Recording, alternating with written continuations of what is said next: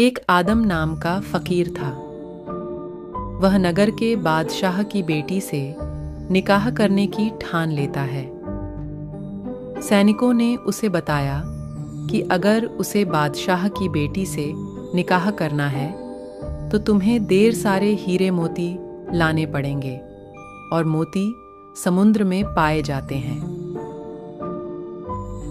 आदम निकाह के लिए इतना पागल हो जाता है कि वह अपने करमंडल को भर भर कर दूर जाकर खाली कर रहा था कि समुद्र को खाली कर और इसमें से मोती और हीरे निकाल लूंगा। कई दिनों तक ऐसे ही करता रहा। एक दिन पूर्ण परमेश्वर कबीर साहेब वहां आए और आदम को ढेर सारे मोती देकर चले जाते हैं। आदम बादशाह के पास मोती ले जाता है और उसकी बेटी से निकाह करने की बात रखता है। लालच में आकर बादशाह सैनिकों को आदेश देकर उसे पकड़वाकर उससे मोती छीन लेता है और सैनिक उसे मार पीट कर जंगल में छोड़ आते हैं। होश आने पर आदम बहुत दुखी होता है और अल्लाह से अर्ज करने लगता है। कुछ दिन बाद बादशाह की बेटी का देहांत हो जाता है। रात को आदम उस लड़की को कब्र से निकाल लाता है और अल्लाह से उसे जीवित करने की गुजारिश करता है। कुछ देर बाद वहां कुछ गडरिये आते हैं। डर के मारे आदम छुप जाता है।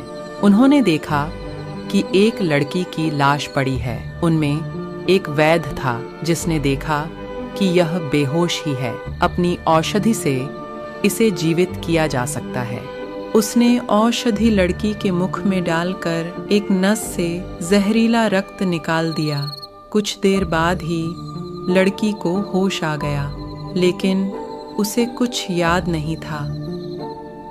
आदम बाहर आता है और सब सच्चाई बता देता है। लड़की ने अपनी जीवन रक्षा जान आदम से निकाह करने पर राजी हो जाती है और आदम के साथ उसकी पत्नी के रूप में रहने लग जाती है। कुछ दिन बाद आदम को एक पुत्र की प्राप्ति होती है।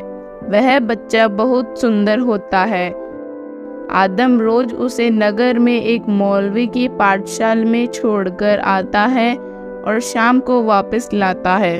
एक दिन नगर का बादशाह, जो पाठशालाओं में गरीब बच्चों की मदद करता था, उसने आदम के बच्चे को देख लिया।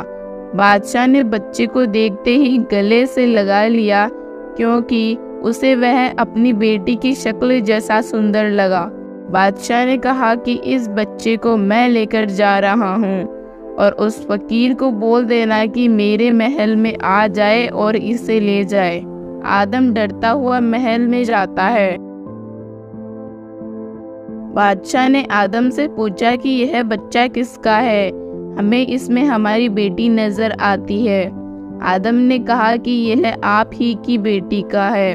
बादशाह और उसकी पत्नी चौंक जाते हैं। आदम ने उन्हें पूरी घटना सच सच बता दी। बादशाह ने कहा कि अब से आप हमारे यहीं रहोगे और इस बच्चे को भी यहीं रखना चाहता हूँ। आदम मान जाता है। बादशाह और उसकी पत्नी अपनी बेटी को लेने उसकी कुटिया में जाते हैं। आदम कुटिया में आकर अपनी पत्नी से कहता है कि वह अब यहाँ नहीं रहना चाहता है और वह अपने माँ बाप के साथ महल में ही चली जाए। आदम उस कुटिया को छोड़कर जंगल में चला जाता है और वापस नहीं आता। बादशाह अपनी बेटी और उसके बच्चे को अपने साथ महल में रखने लग जाता है। समय आने पर वह बालक जवान होता है और इकलौता होने के कारण बलख शहर का बादशाह नियुक्त किया जाता है, जिसका नाम इब्राहिम इब्न बादशाह सुल्तान अधम रखा जाता है। अधम सुल्तान ने पूरी दुनिया जीत रखी थी। बादशाह के पास लाखों की संख्या में हाथी और घोड़े थे तथा 16,000 रानियां थीं।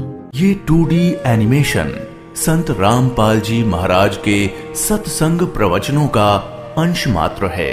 संपूर्ण आध्यात्मिक ज्ञान प्राप्त करने के लिए अवश्य सुनिए संत रामपाल जी महाराज जी के मंगल प्रवचन।